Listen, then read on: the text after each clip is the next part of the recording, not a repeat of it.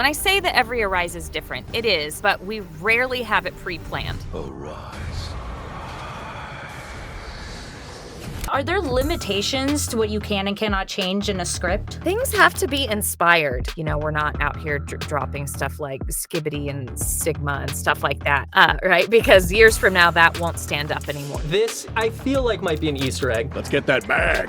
Right. That one surprised even Alex. He was like, wait, what did he just say? So when their argument against dub is, well, it's just not accurate. For someone to say that a dub is inaccurate means that they don't understand why a dub exists. A change of pace with an interview here with the director, Caitlin Glass. I'm a voice actor from Solo Leveling. You were saying now people are starting to recognize you more as a voice director versus, in previous years, I know you from Full Metal Alchemist. So I'm sure that's a lot of people's introduction to you. Yeah. I wouldn't say that they noticed me or recognize me more for voice directing, but just that they recognize the fact that I am a voice director with more frequency, especially because of Solo Leveling. Yeah. Definitely. Solo Leveling has taken the anime world by storm. Just on Crunchyroll's site alone, it's the most ratings ever on a series.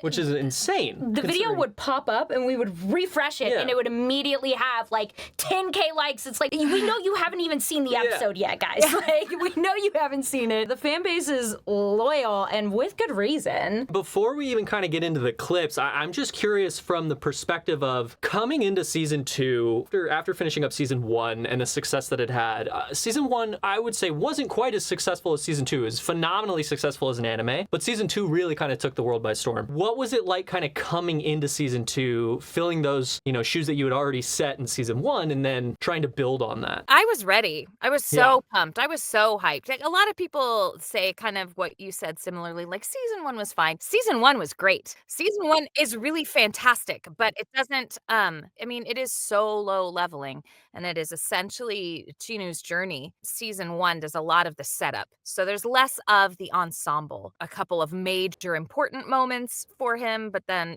none of it is filler. It's just all like building blocks, Yeah. And then in season 2, that's where you get to spend more time with more of the characters. There are a lot more major fights and opportunities for the animation to really shine. But the other thing I've noticed, I was a bit surprised, being that Solo Leveling is already an existing IP that already had a lot of people interested in it.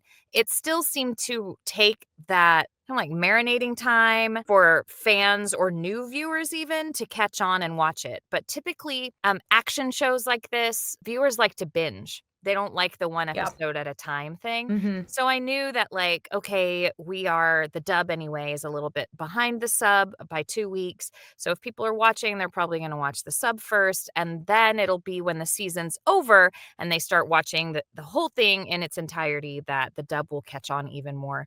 And I think that was the case. Gosh, okay, well, we started in late 2023, like working on trailers and getting it going. But basically, season 1, we wrapped sometime in April of 2024. And we only had like maybe 6 months off before we were working on it again. Wow. Yeah. Because we had a theatrical experience. Solo leveling. So that was going into the theater. So we had to get started on season 2 because the first 2 episodes of season 2 were included in that theatrical experience. So we were back at it by the fall of 24, even though the show didn't officially start airing until winter of 25. And then we only just wrapped that maybe a month ago, which is wild. Yeah.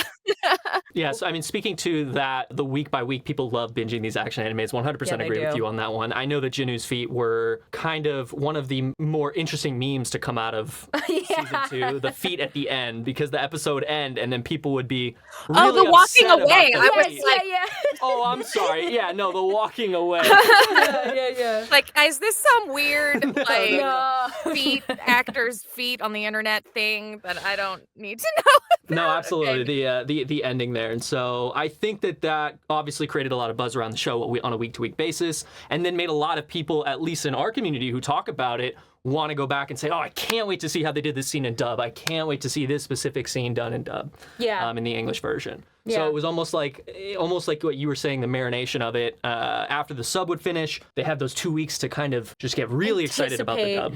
To begin, you mentioned something that I have never heard of, and now I'm a very green voice actor, so there's a lot of things I have not heard of. You mentioned the activated voice. What is this? That isn't so much, that's not like a voice acting term. That is Okay. a terminology that we came up with in the booth to represent, Chinu and the sound of his voice in particular, like when his eyes light up. Yeah, yeah. So Oh. it's literally just our jargon. It is not pulled from the pages of the manhwa or the light novel or the script or anything. We needed a term for what to call that. Uh, so that's the term that we came up with. And it doesn't mean that every time his eyes are lit up, we're doing something, Yeah. in post or some cool magic audio trick. But when we see that, it kind of gives us permission to do that or to start looking for a way to how can we make this sound cooler.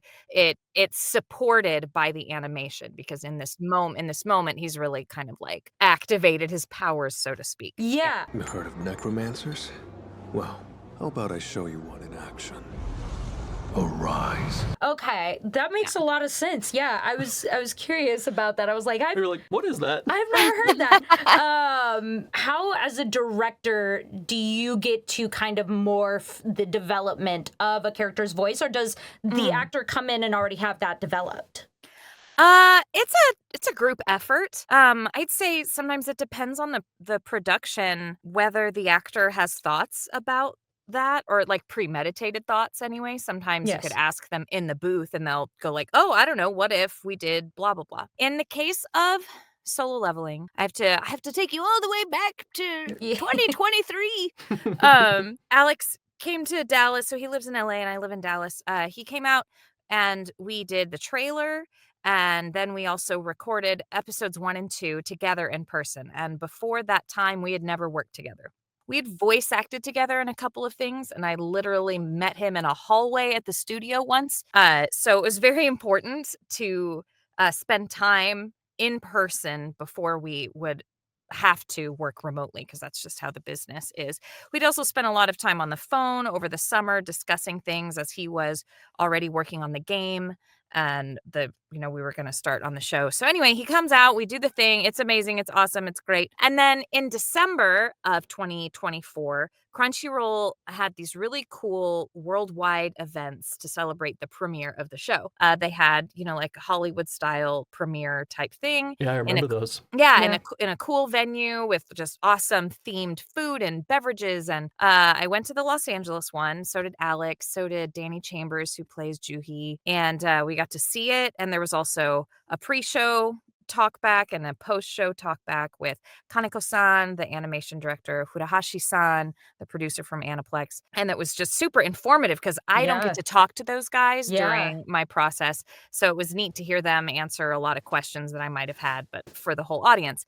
Anyway, so we watched the whole thing. And we had already, like I said, recorded episodes 1 and 2, but there were some things like orally that we didn't really notice until they were just blared at us at like super high decibels, blowing out monitors and stuff. And I'm like, oh, dear Lord. But hey, that sounds different.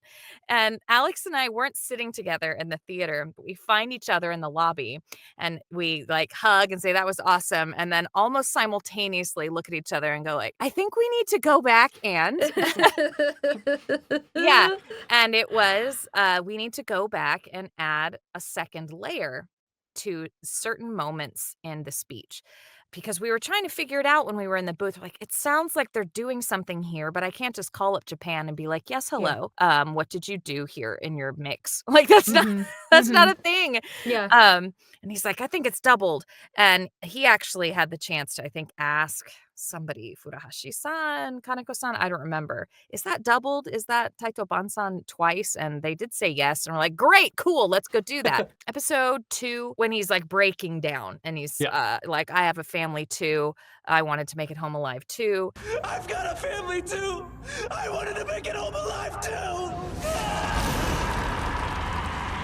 So it's really interesting when you start to think, what is that voice? Like, what is that second voice that's coming out.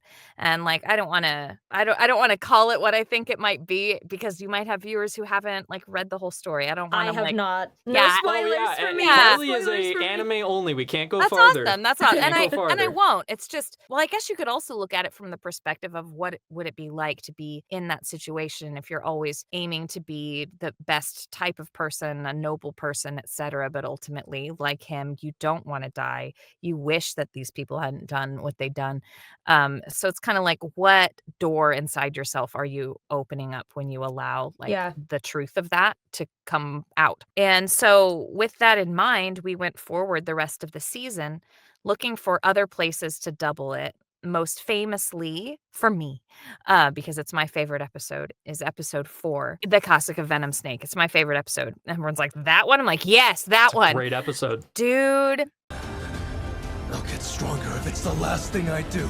man. I love how he gets up, yes. puts it all into I'll the get- dagger, and then has to I'll grip get, it all. I'll get stronger if it's the last thing I do. Yeah. Yes. It's doubled right there, and his eyes light up. Working on that, that was another one we got to do in person, like because we did those first 2 episodes, then we took a break, and then when the season started officially airing, enough time had passed, and Alex is like, I think I can come back out. I want to do 4 with you in person because it's going to be big. I said, yeah. So he came out. And we did it. I'm so glad he was there. Like, I have goosebumps under my sweatshirt just thinking about that day. It was the kind of thing where when we were done, I would go and find absolutely anybody who was walking by and like pull them into my studio and be like, listen to this right now. And they're like, holy crap. I'm like, I know, right? I love that episode so much. So that was a big ramble just to tell you what the activated voice is. No, that's And, wonderful. And there's definitely an evolution of it as well. Yeah. It evolved a lot this season, in particular the fight with Baran, but I don't want to jump to that if you already have it on your list of stuff to Yes. talk Yeah, about. Okay, do. we'll hold that Yes. thought. Hold that thought. That is one episode that stands out to me for sure, in the way of solo leveling. So I love that you explained that as your favorite as well, and your reasoning behind it. So we have a series of clips. Okay. It's mainly from season 2, since that was the Okay. more recent one. But there is the first clip that we're going to show you is from season 1. It's the very first Arise scene here. Yeah. And it is the final attempt when Jinwoo is trying to bring up Igris, the Blood Red Knight. Arise.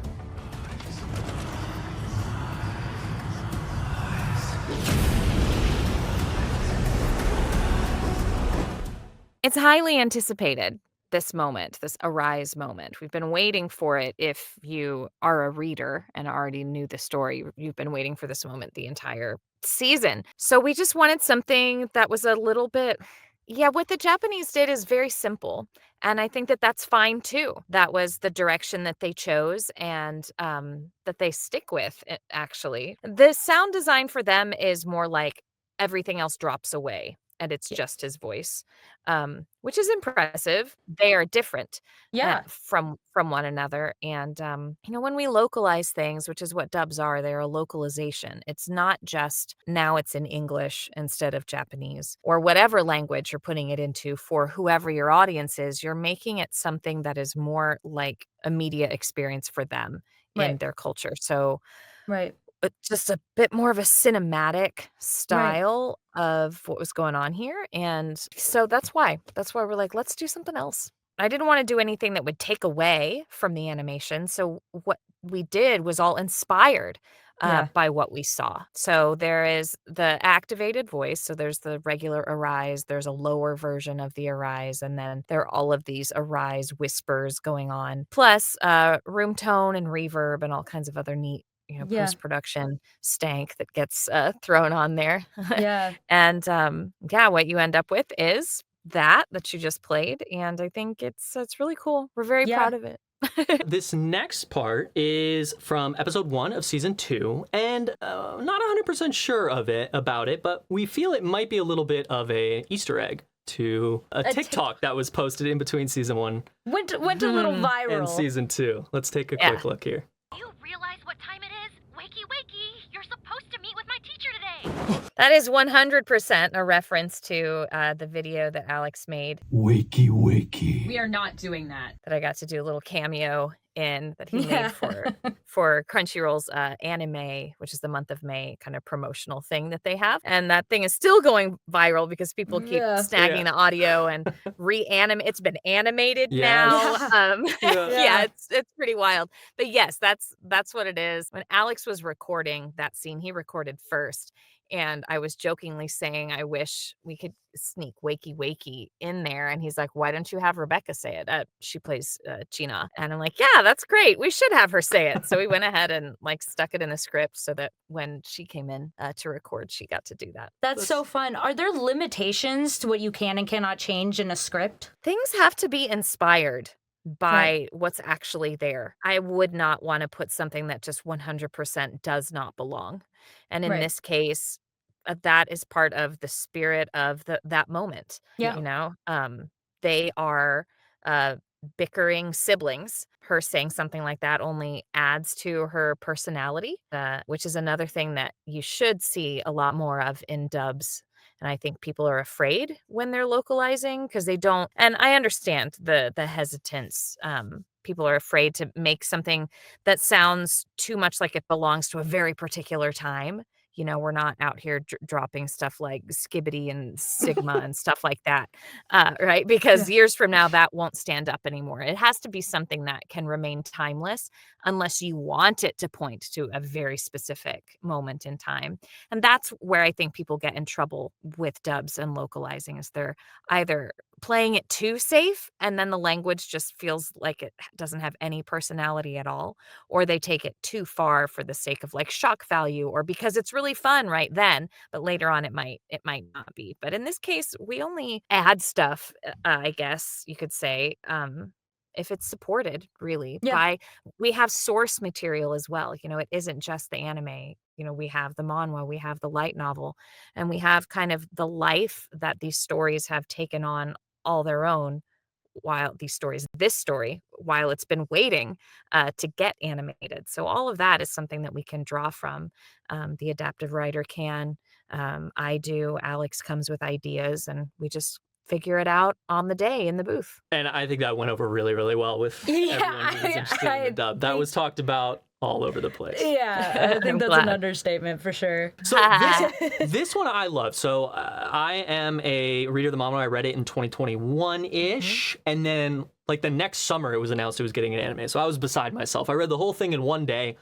Oh my Absolutely gosh. loved it. No, I literally stayed up pretty much all night, read the whole thing, and then went back like a week or two later and reread it a little slower. But so these are the types of things that I love to see because they were removed or changed, I should say, from the manhwa. And I know that the anime is a blend of the novel and the manhwa, but as a manhwa reader, it's really cool to see some stuff. So this is when I believe it's Jinchul. I'm gonna call him Iron because I can't quite remember his name.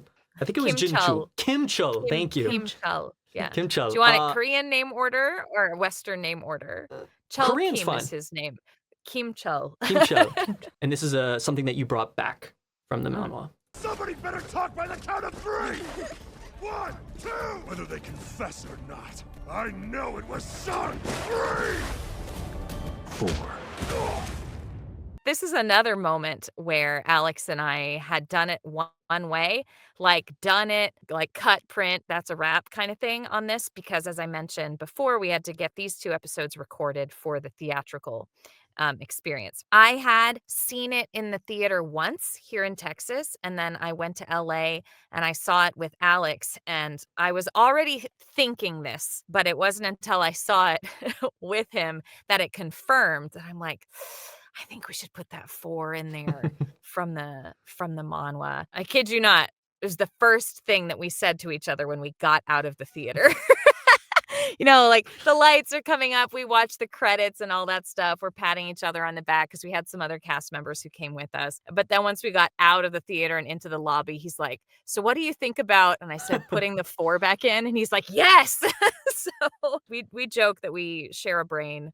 When Seems we like work you on guys this. are on Yeah. the same wavelength Yeah. a lot of the time. So Yeah. I'm assuming either one or both of you has read the manhwa. Both, yeah. Okay. What goes into deciding what from the manhwa gets put in versus what doesn't? Well, I cannot speak, of course, to the actual animators and what they Right. do at A1. I remember at Anime Expo last year, Kaneko-san was on a panel with Alex and Taito Ban-san and Furuhashi-san, and they talked about how difficult it can be to take something that flows from a page. There's a way that you read things differently than how you would view it if it were animated. By and large, they did a fantastic job, and I would not want the job of having to decide what stays and what goes. And you also have to remember that, again, we as a Western audience who read this thing in English have had a different experience with it than they did in Japan reading it in Japanese, which is still translated from the original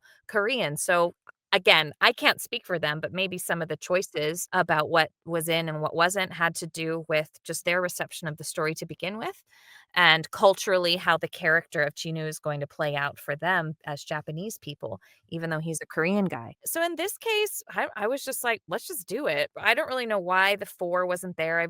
I've read some people who say that like it's an unlucky number in Japanese. Oh. That's true. It's like the number of death. But I'm like, well, in this case, that's exactly what's going on. So Yeah.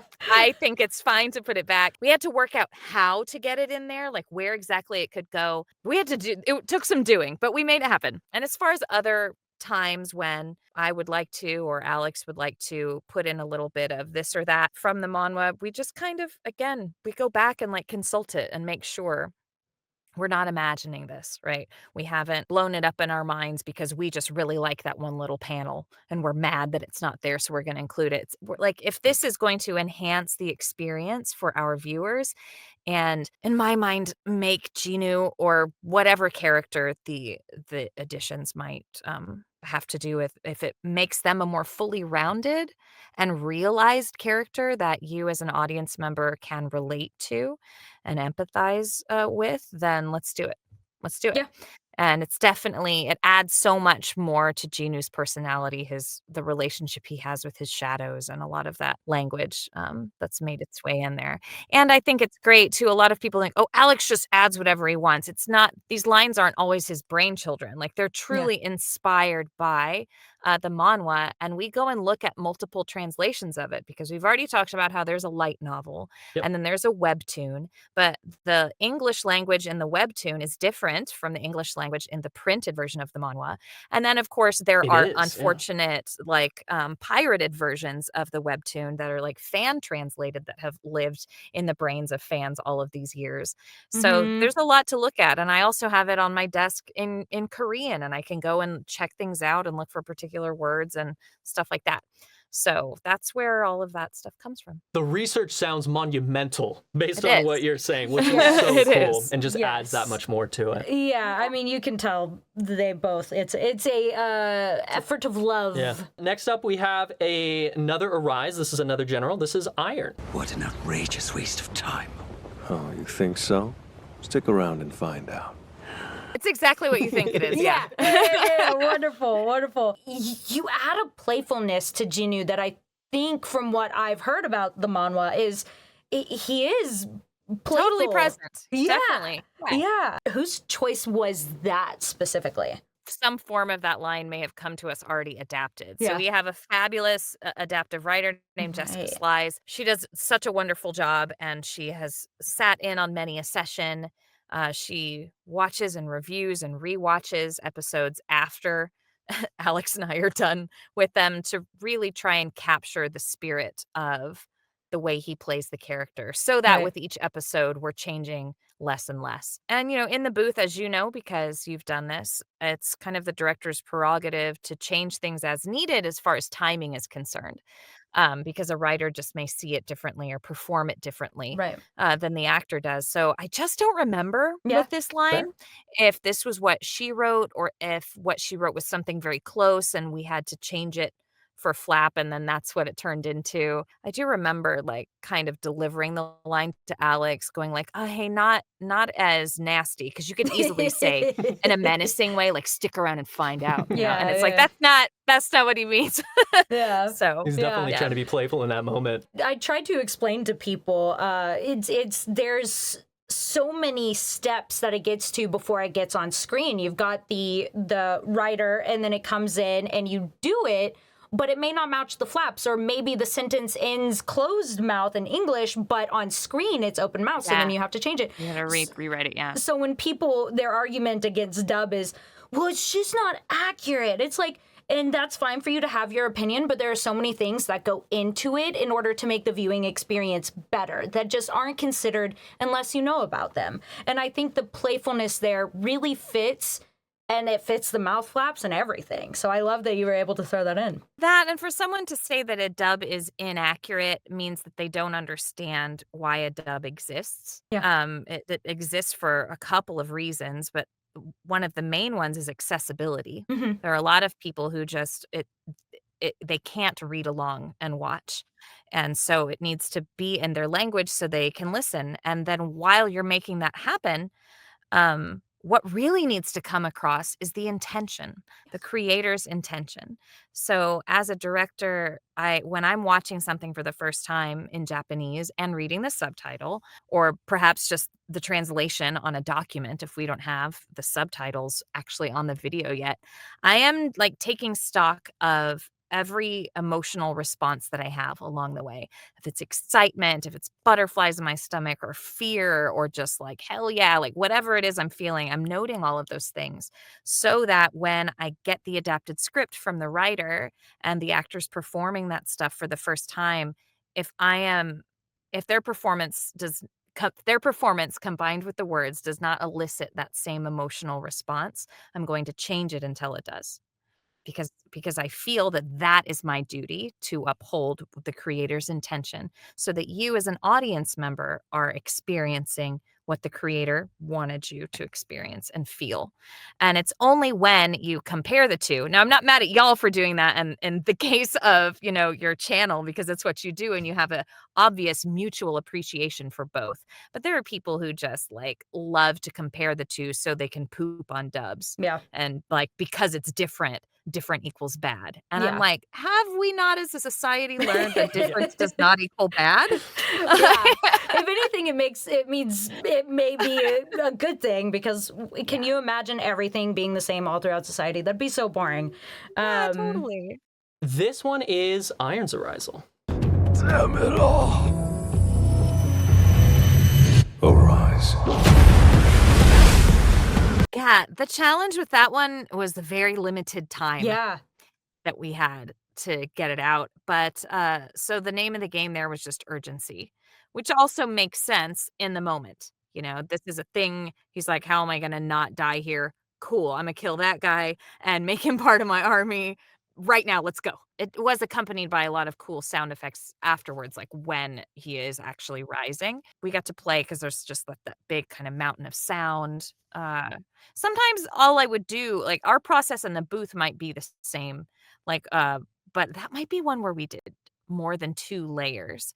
And we'll just send it off to our amazing mixer, Gino, and be like, hey, do something cool right here. Yeah, and then I get it back and I'd be like, oh, okay, of the 3 layers, this one is a little too loud. So we might adjust the volume of each of the parts. But Right. how it plays with the environment, I could not pretend to begin to explain to a mixer what they should do. I just kind of Right. let them feel it out and then tweak it afterwards. It sounded almost hollow, like almost as if it was spoken into a suit of armor. That's But interesting. maybe that's just my head being imaginative. I don't know. But it sounded like there was like depth to it, like a hollowness to it. It's That could be the perspective of it as well, because it does really feel like after it's said, you're looking at it all happening from like an aerial view. yeah.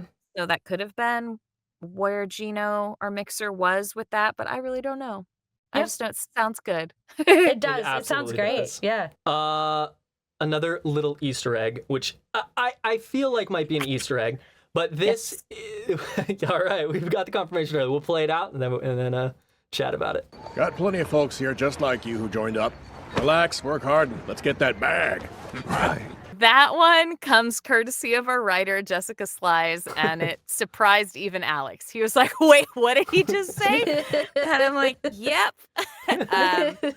Type in Alex15 for 15% off on solo leveling merch for anime! Did you just plug your promo code? I'm trying to get my bag, Caitlin! Stop yelling at me! Please! He thought it was great, and I loved Alex for it. I loved our actor Ben Bryant, who plays, the mining guy. He was such a good sport about it. I wasn't sure that it was going to work, I'll be honest. I'm like, I don't know, Ben. Here's what this is all about. Here's where it came from. I think that it suits your character, who's rather avuncular, and it kind of sounds like he's trying to talk like the kids. Yeah, You know? it does seem like he's trying to relate Hey there, there. fellow kids. Yeah. Right? And he's like, okay, on it. I got to. And he landed it. He nailed it. Absolutely I think crushed that's it.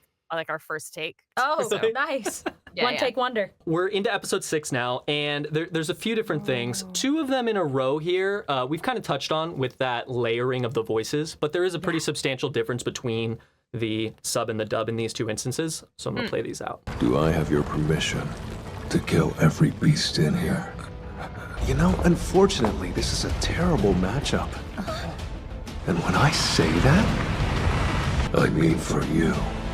I noticed in the Japanese right before, not that I haven't noticed it before, but just because of your question, it really made me notice it. They will, in their mixing, if a voice is something that's supposed to be more affecting to you as an audience member, it will just like be louder and more present, and that's kind of what keys you into the fact that there's something happening here. And so it kind of sounds like, oh my gosh, Chinu's in my ear. That's cool. That's a way to do it. And I think that the Japanese audience on the whole has come to expect that type of sound from their anime. It's always very dialogue heavy. There's dialogue on top of everything. And so you can always hear what's going on. And I think that's cool. But as I mentioned before, we want the voice to sound like it's existing in the space that the characters are occupying.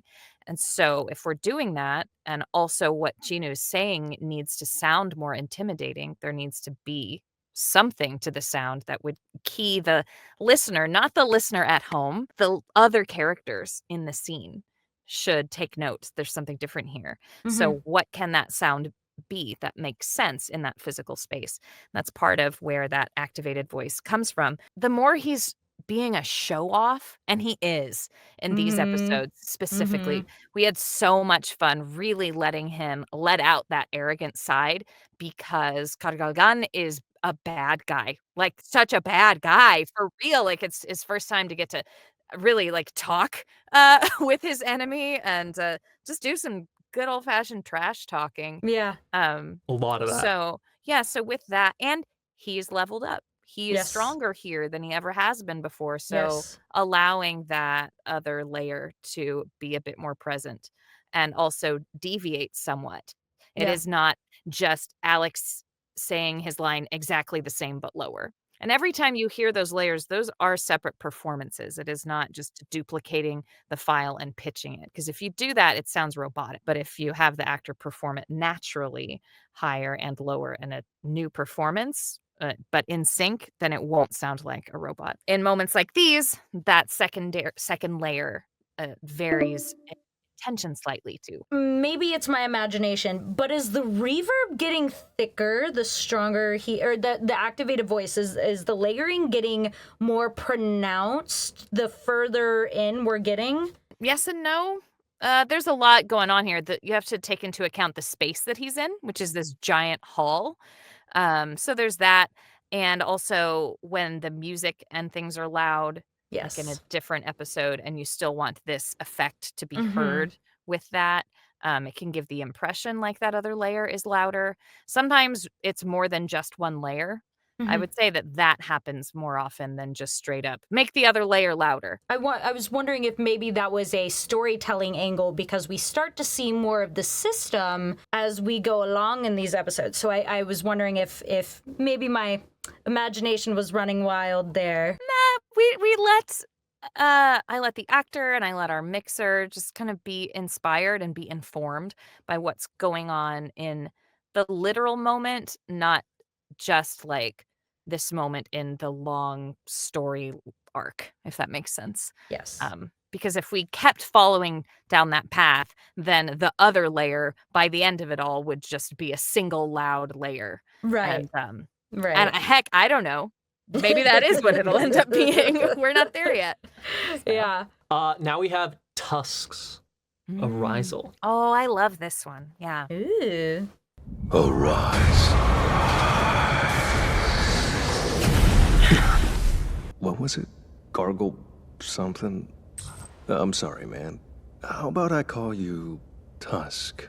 It was very unique, and almost it seemed like the Arise kind of went with the long wisps going up. It did. And that was my idea. When I say that every Arise is different, it is, but we rarely have it pre planned. I think that that's kind of what's fun about it. We know that we're going to approach each one differently, and we do it on the day. And that's how it stays spontaneous and feels organic. And so on the day, my idea was let's do, instead of just a couple of layers and instead of just repetitive whispers like arise, rise, rise, rise, rise, like in the Egris one, I'm like, why don't you do a long, slow one that kind of represents whatever you want to call these things that kind of shot up around him, and then they like cut off when all of that drops away, and Yeah. it ends in kind of a hissing sound. The arise, the S of arise is it's very sibilant and kind of hangs out in the air. That's how that one happened, and I just thought it was really cool. And Alex was like, "Oh, that's a neat idea." I'm like, "I know, I have neat ideas sometimes." Like it sounds almost, if I was to try that, it sounds like it would almost be scraping on my vocal cords, that type of like that like I can't even do that. Like, don't there's like know a what- really low one I in don't there. know what that is. That might have been something done in post Oh, okay. with the files that we provided. I don't remember Alex doing like a one like that. He usually It does might not be like standard Genu, and then he does like Batman Genu. Arise. Yeah, he's doing Arise, one of those. that one. Yeah, cool, cool, absolutely. All right, the next one is a little kind of similar to what you talked about in the past, but it was just funny seeing these little like snippets of humor that you're able to get in. This is right after he Gargle dismisses the something. shadows. Welcome to the team. Hello, Hunter-san. I think he just ad-libbed that. I love that. And I'm like, okay. You didn't fully say the word, so go ahead. That's fine.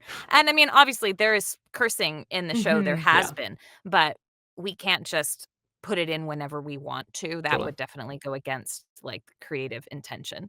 So we're looking to see, did they swear in the Japanese? And then we have some freedom because they don't have the same type of swears in Japanese as English. So, but yeah.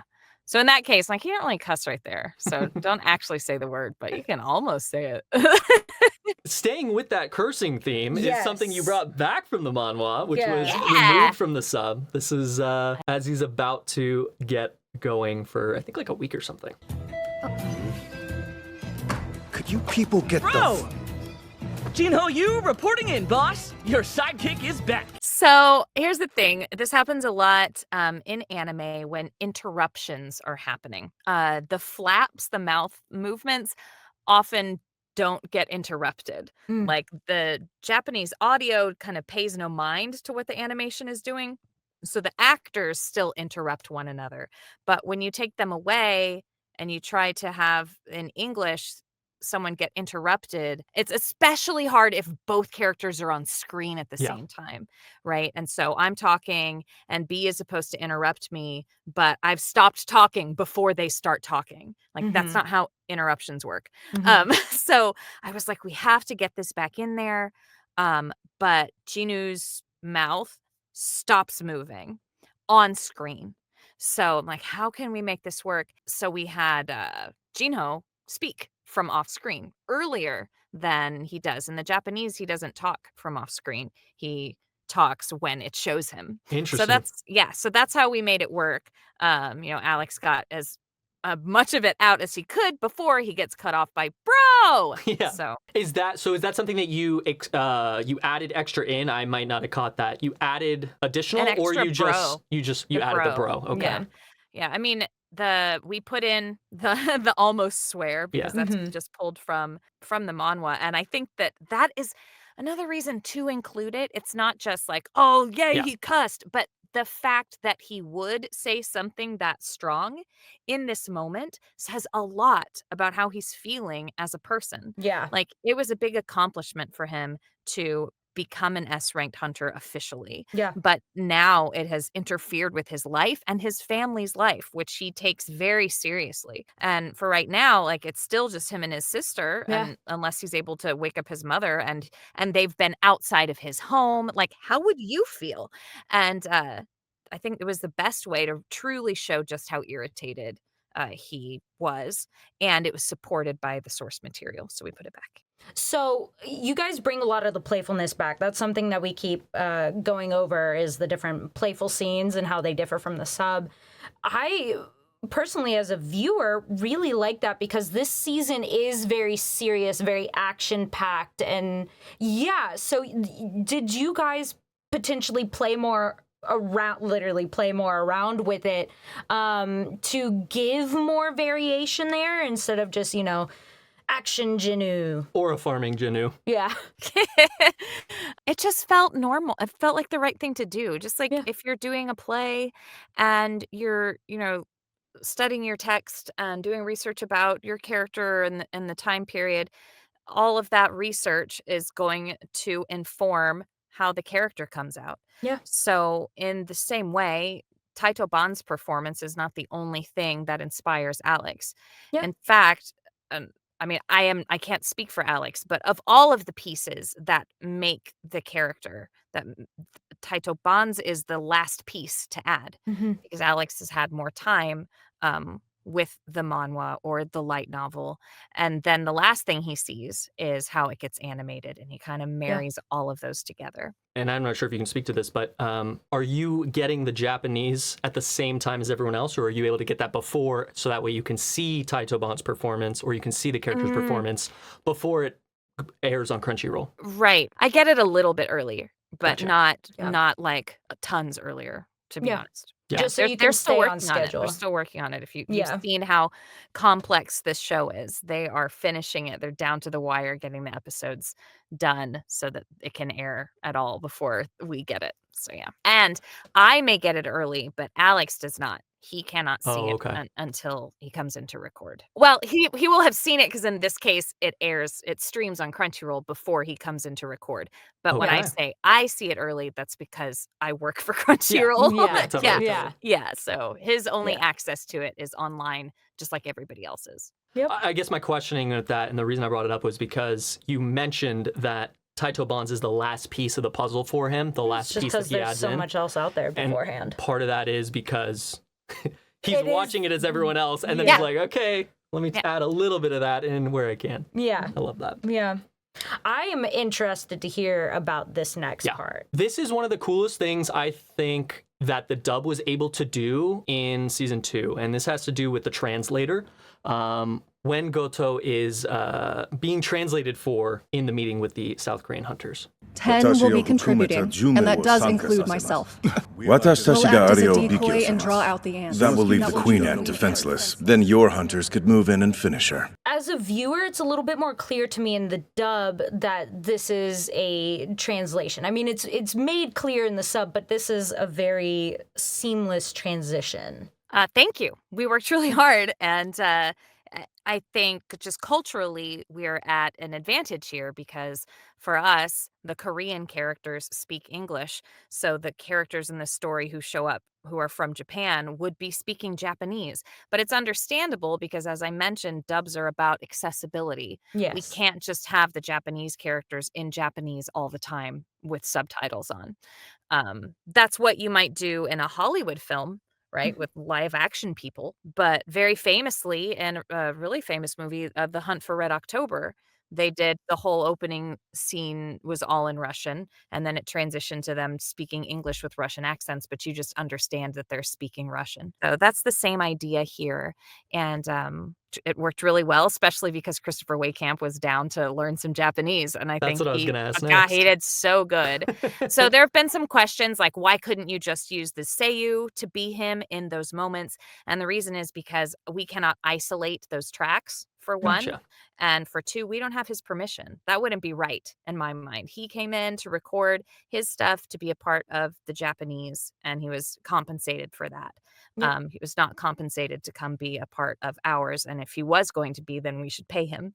And this isn't about how we're not paying him. This is about the right thing to do is for Christopher Waycamp to say the lines in Japanese. And that's what we did. And that's so cool. So Christopher learned those lines specifically for that. That's amazing. Yeah, we definitely have folks on staff in the various departments who can help in that regard. So he had guides, like audio guides to practice with, where they'd say the words for him at full speed and then slow them down so he could practice on all of the sounds. But ultimately, he was just mimicking the Seiyu, because if he was trying too hard to hit all of those sounds, it actually wouldn't sound fluent.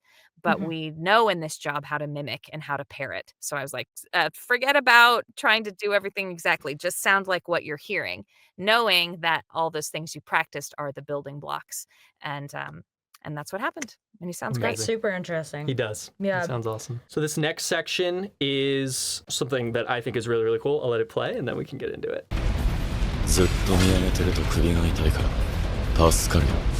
Sorry, but looking up was tiring me out.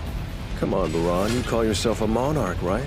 Fight like one. Looking at the fight on the whole and realizing, in fights like this, when only one person is speaking, also, like, he has this enemy who doesn't talk back to him. We don't want him saying the same thing all the time or just like regurgitated versions of the same thing. So again, he didn't say anything that was out of character or anything that wouldn't fit in this moment, that we didn't just pull these lines out of the air. They're supported, I feel, by all the source material.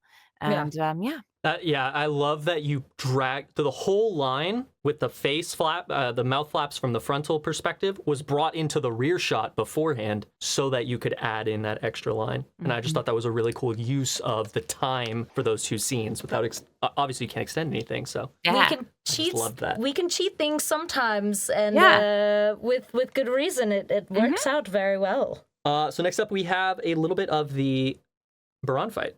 So before we get into this fight felt like a moment of desperation that we hadn't seen really too terribly much in this season. It kind of reminded me a little bit of season one. Yeah, season one.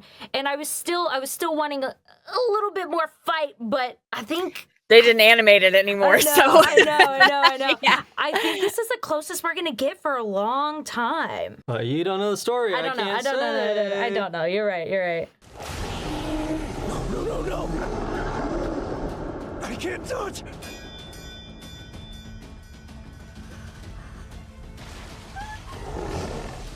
Now's my chance. I'll use all of my strength and combine it with Ruler's hand. Catch and love! Who the hell do you think I am? So, what's going on here? There are a number of things. The addition, well, you said it feels more desperate. It feels like we're getting back to season one territory with his desperation for it. And it's like, absolutely, because everything's on the line here. The stakes are higher. This is the most important thing. This is what he's been fighting for. And I mentioned how we're always looking at how is this fight building? And we felt like there was a beat that was missing. And so Alex wanted to add that that's enough when he rips the arms off. Whereas in Japanese, all that's there is a reaction. Yes. And he feels like we do plenty of reactions. Like, yeah, we do. So because we didn't have to worry about what the mouth was doing, it's off screen, we did that's enough. Many different ways of saying it. Similar to that, I said it's over. We did like that's enough all in one, and that's enough. And then and it was crazy. Like so many different versions.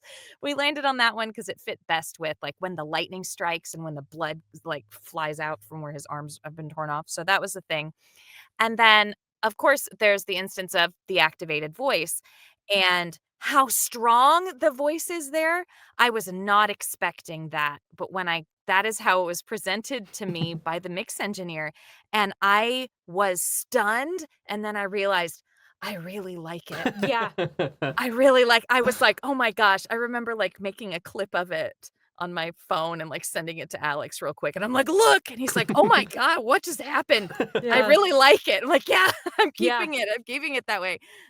It's startling, but the words he says there too are a callback to episode 4 because Yeah. as he's really about to dig in to the snake, he says, I put all my ability points into strength.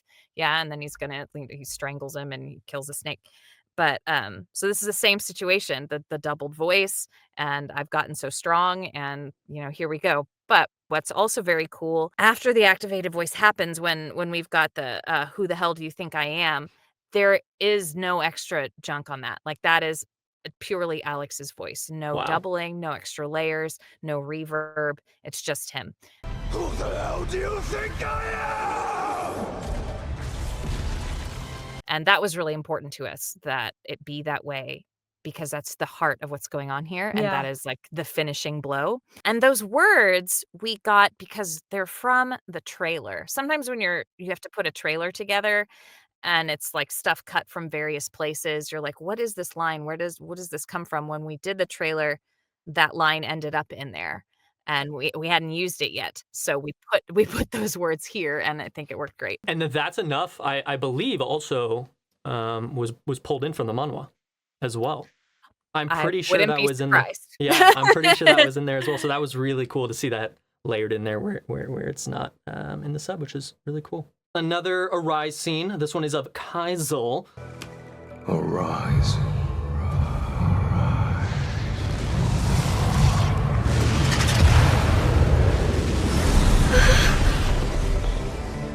Yeah, that one's really special because there's a lot going on in the animation that we could utilize to inspire, like I said, what it sounds like because we don't really decide until on the day when we're doing it. So there's the initial one with a couple of layers, and then based on when the kind of shadowy smoke starts coming out, and there's a bit of a pause between the first arise and then animation.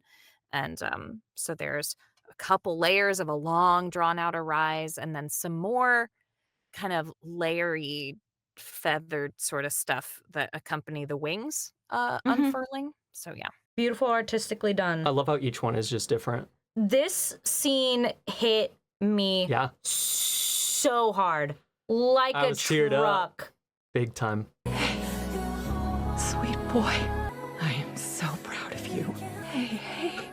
I'm okay. I'm okay. You've done so well. Gino.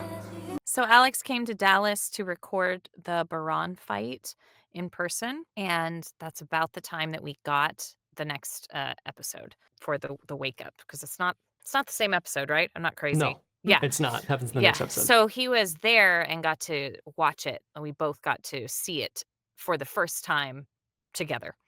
No translation or anything, but of course we know what all is being said because we've read it, and we were just stunned, speechless. And I was so grateful that they spent so much time to take what in the manhwa is just a few panels and turn it into that beautiful thing with a new piece of music. Sawano-san is brilliant. Absolutely. And we were just both like practically weeping from seeing that the first time. But I knew that he would want to see it because he'd have to prepare for the performance. So he goes back to LA and then he reaches out and he's like, I've been thinking about what would help me perform that scene like as it deserves, to give it the justice and all of that. And he's like, could I suggest some dialogue for Colleen to use as mom? And I'm like, absolutely. You just give me all of your thoughts and come with them on the day like you usually do, and we'll put some stuff in there. Because oh no, Colleen went first. Yeah, Colleen was Oh, recording wow. first.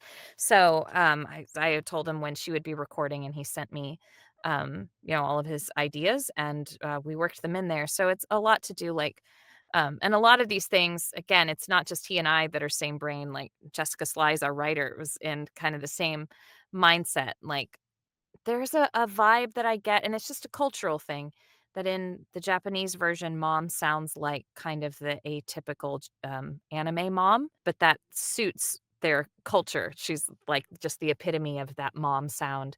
And we needed something for us that was warmer and more grounded and felt more connected. And I Well, mean, you got it. yeah. So like Colleen was exactly the right actor to do that. And so her calling him sweet boy and adding in baby, and in Yeah. particular, the line about I am so proud of you Yeah. was really important. In the Japanese, she repeats the idea of thank you many, many times.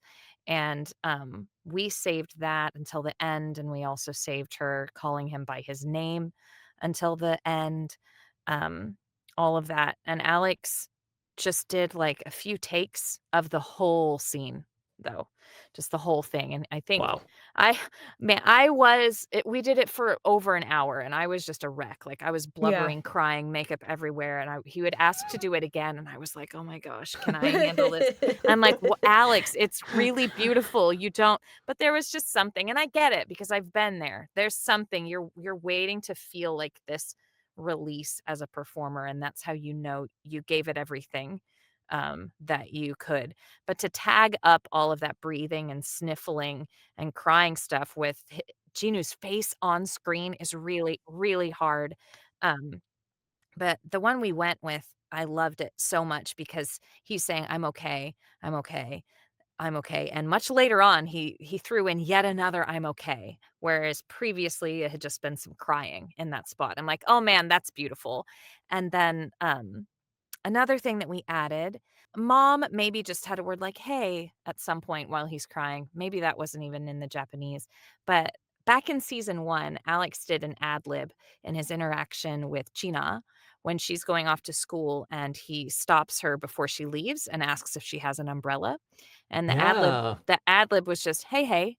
And she stops. And I'm like, "That's so cute. I don't know where he got hey, hey from, but we'll leave it." And, he put it in again in season 2, when he's arguing with Gina at the house about something. He Oh says, yeah. "Hey, hey," or maybe she says it. I'm not sure. One or the both of them, say it. And I realized very in the moment with Colleen, I'm like, they need to have got that from their mother. And Yeah. Oh so wow. so she reaches up and she says, "Hey, hey," and she touches his face Wow. while he's Yeah. crying.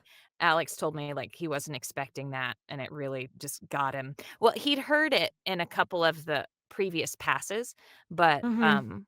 then I asked the engineer to move it to a different place, and he didn't know that I'd asked the engineer to do that.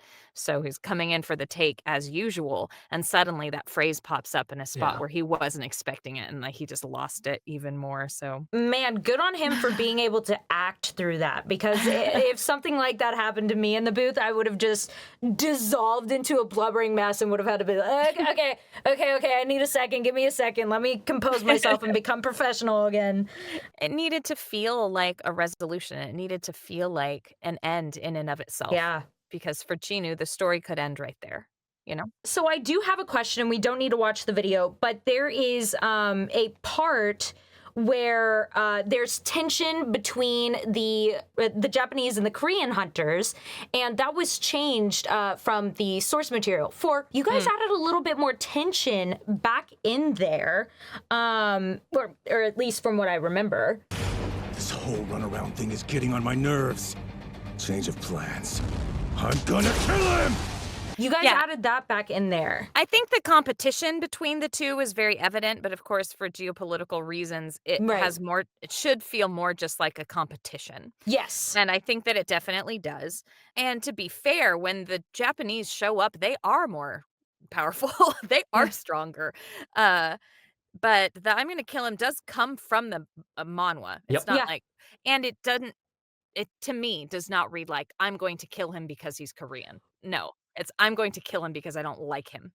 Yeah, I feel threatened by him, and I need to show that I'm the strongest man in the room. And we wanted to make it very clear that, Goto is someone to look out for. Yes. So There was that bloodlust that was kind of missing, and I think they kind of toned it down for the cultural issues there. But it was nice to see that thrown back in, that bloodlust. That okay, this is a threat. I'm eliminating the threat. Let's go.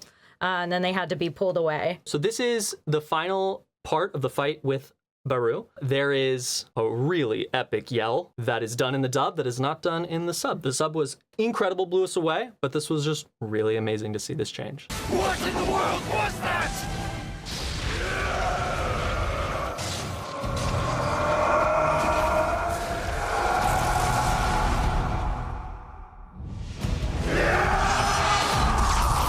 Two screams there that I just think are really, really cool. First of all, Jinu's scream, obviously, as he rolls up, incredible. But then the Ant King scream as well was just amazing, too. How dare you, you human! You filthy! Thank you. The idea to add all of that sound of Genu screaming while he chased him, that was Alex's idea. When I say we'd done something similar, back in season 1, there's a part where in Japan, they've got Genu yelling and then it fades, even though in the animation, there's still stuff going on. You don't hear what for us would be like the impact yell or like the final blow shout. And in our version, we put that on there. So we considered this moment kind of something similar. It was something that's really cool, but because the dub comes out later than the sub, I think it's neat that in the dub there's something different. So that if you're watching both, there's something else to be gained from the experience. And like I said, neither is better than the other. They're just different and equally cool. Yes. Absolutely. Yeah. So Alex's thought was, wouldn't it be terrifying if you were that bug? Yes. And you hear this sound coming after you, and then all of a sudden, you don't hear that sound anymore. And then it's like, what's the last thing you see before you die, right? And here also.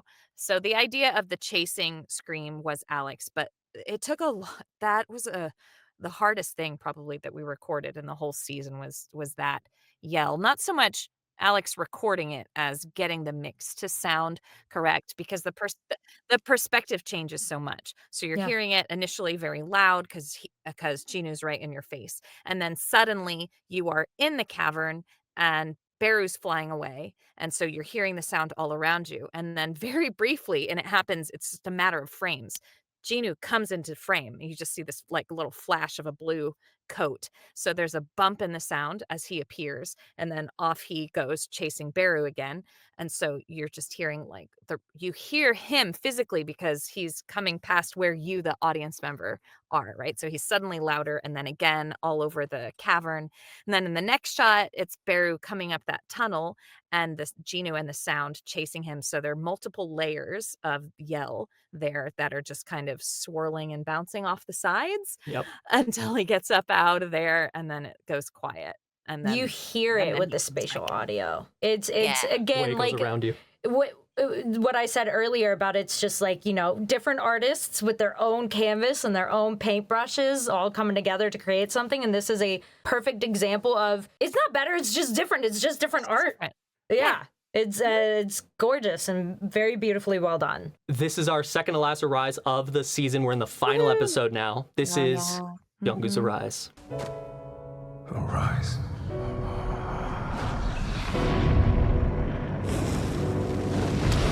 Yeah, that one was very simple. It's just 2 layers of the original word and then a whispered layer. And the idea was reluctance. I don't want to say hesitation because he knows it's what he has to do in order to save Hein Cha. But I told Alex he's at the point now where he knows he's strong enough. He doesn't need to command anything. Literally, he does most of the time when he's saying arise, but the power is that he's a necromancer. This happens to be the word that he assigned to this skill. He doesn't have to shout it. He could literally just say it. So I said, just let the word fall out of your mouth. And that's what he did, and that's what we kept. And it's one of my favorite ones. It's really subtle. It is subtle. Yeah. And I love it because that is what Byung-gu wants to do. He was such a giving person in life, and it makes sense that he wouldn't have to try hard to make that happen. Now is our last Arise scene. This is Beru, which is probably the most anticipated character of season 2 as in the Manhwa community specifically. Yeah. Arise.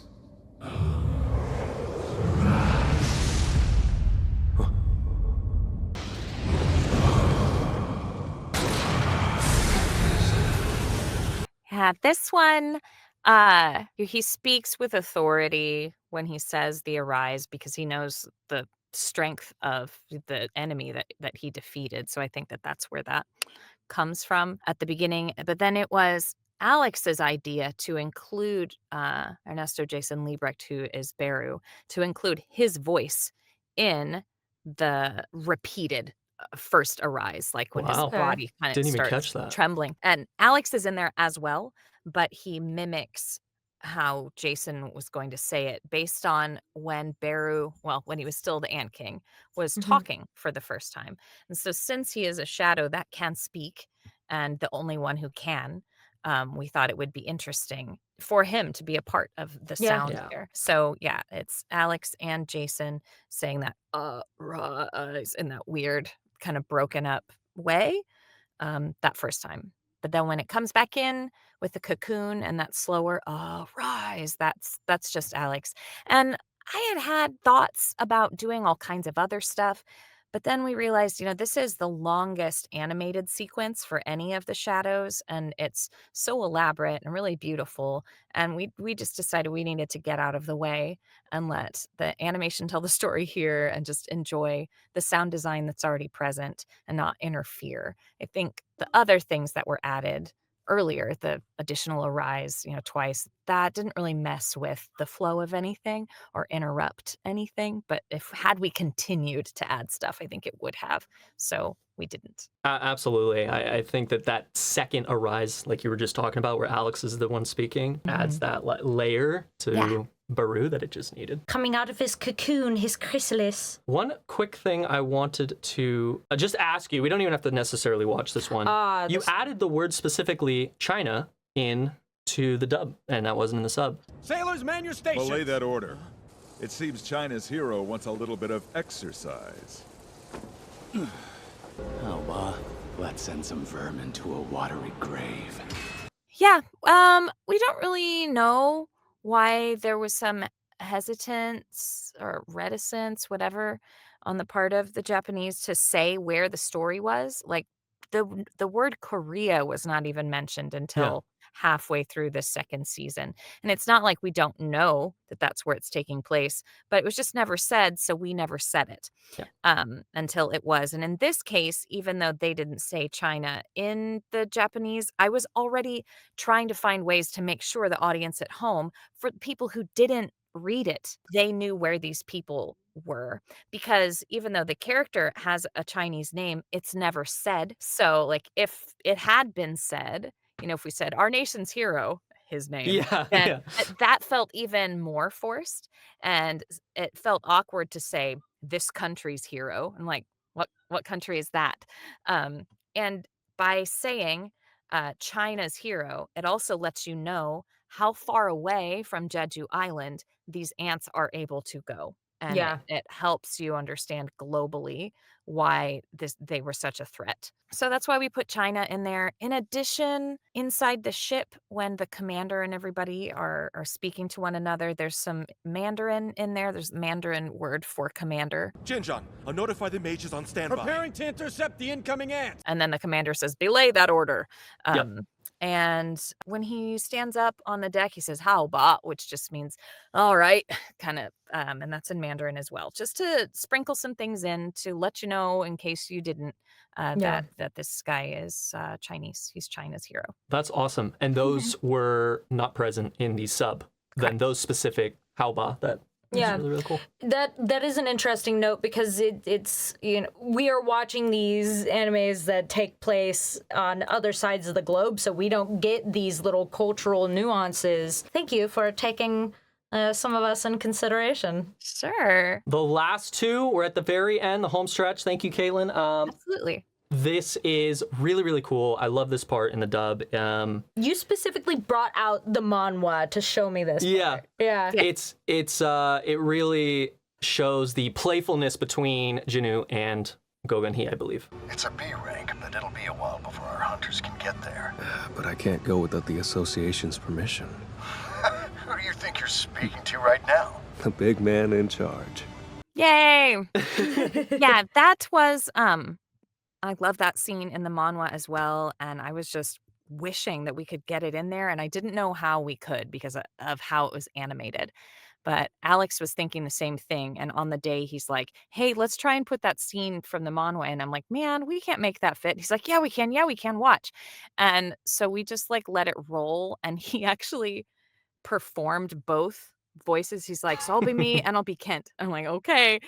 And, and he laid it out. He's like, "This has to go faster, and you have to if we start this other one a little bit earlier." I'm like, "Yeah, okay. I I guess it will work." So, like, it isn't word for word what was in the manhwa, No. but, we made it fit, and I think it is really important to show their relationship, there, because otherwise, it was just so kinda it's a little bit dry, that scene, without that, and here we are, like, at the end of the season, you need Mhm. some good relationship stuff, so I'm glad it made it. Yeah, it also gives it some breathing space, you know, like it's like, okay, here we Yeah, are. sigh of relief, all of the Yeah. awful stuff is over. Yeah. And then the final scene, I'm not exactly 100% sure what this is a call to. If it's a call to like the name of the show, but we'll play through it right here. You're the only hunter who's arrived so far, and it might be a minute before the other ones show Let up me to help. solo it. Sir, wait! Is it because it's solo leveling or is it a call to Elden Ring? We're not purposefully going to, like, shout out certain games, but, like, that phrase in the world of gaming surely existed before it got put into that game. Yeah. Yeah. True.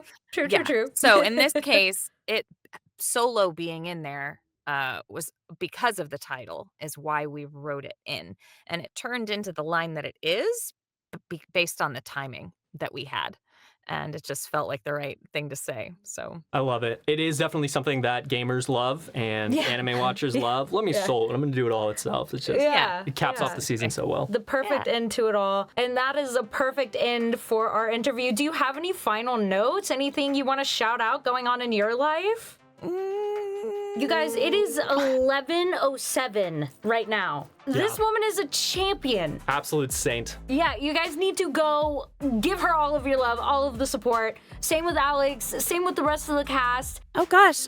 Well, thank you guys. This has been really fun. I haven't had a chance to talk in depth about the show, and we wrapped about a month ago, and I'm sad without it. I'm already working on other projects because that's just the life of an ADR director without time to truly like say goodbye to this one, but I don't want to say goodbye to this one. So thank you for like keeping it alive. I guess just you can follow me on social media things. I'm on Instagram and Twitter, Caitlin's Voice. And I'm also on TikTok, just Caitlin Voice. And I'll keep posting cool behind the scenes stuff there as I'm able to, and little tidbits and cool things with the cast members. And yeah, thanks for watching. Like seriously, thank you so much for watching. Before you ask, I do not know when there will be a third season. I'm gonna find out when the rest of you find out. I cannot make it happen any sooner. Honestly, I would love for it, just like you, to happen as soon as possible, but not if that means sacrificing the quality of the show. It needs to look and sound just as amazing as it has for seasons 1 and 2, so they can take all the time they need. I just can't wait to get back to it. So you saw the love that was put into this. Share the love back to them. They deserve it. Cool. Thank you guys so much.